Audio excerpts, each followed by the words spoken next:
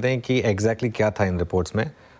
Yatin, good afternoon. Good afternoon. और दो बड़ी रिपोर्ट्स आई हैं रिलायंस इंडस्ट्रीज पे आज। और सबसे पहले बात करें तो मॉर्गन स्टैनली, ये लोग ओवरवेट हैं स्टॉक पे, टारगेट है 1662। और जेपी मॉर्गन की भी ओवरवेट कॉल है, टारगेट है करीब 1470 रुपए।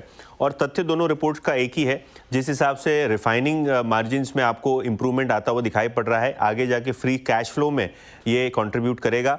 इनफैक्ट ग्लोबली हमने देखा है कि बहुत सारी रिफाइनिंग कैपेसिटी जो है वो परमानेंटली शट डाउन हो रही है, जिसका बेनिफिट रिफाइनिंग मार्जिन्स और रिलायंस इंडस्ट्री जैसी कंपनी को हो सकता है। जेपी मॉर्गन की अगर हम माने तो कहीं ना कहीं जो रिटेल में कम ग्रोथ आई है उससे स्ट्रीट डिसअपॉइंटेड जरूर है, लेकिन जो स्टॉक में करेक्शन है और जिस हिसाब से रिटेल बिजनेस के वैल्यूएशन जो बाजार में दिखाई पड़ रहे हैं वो काफ़ी आकर्षक हो चुके हैं और इसीलिए वो स्टॉक पे ओवरवेट बन के चल रहे हैं। तो ये रिलायंस इंडस्ट्रीज की बात हुई।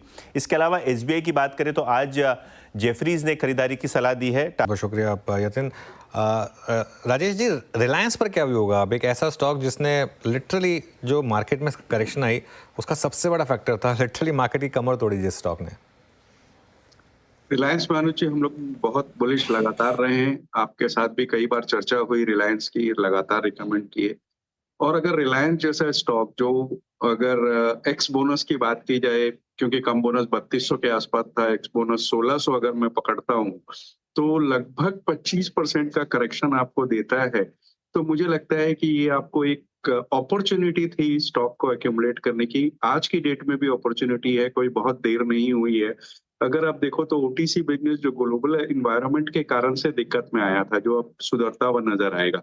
लेकिन उसके अलावा अगर आप देखो आरपुल्स जो जियो के 181.70 रुपया लगातार 2-3 क्वार्टर से बने हुए थे, वो जम करके 195 चले गए। आने वाले दिनों में जिस तरीके के 5G वगैरह की टैरिफ हाइक हो रही है, वहां से बढ़त की उम्मीद है। 18,946 रिटेल स्टोर्स है, फुटफॉल में बढ़त देखी गई है।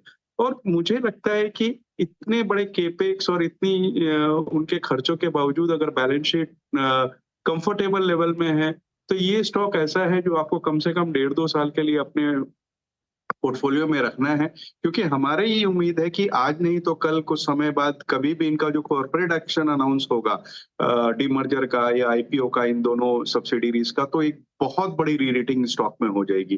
तो ये बिल्कुल खरीदारी का मौका है। बस नजरिया आपको 1.5 से 2 साल का रखना है।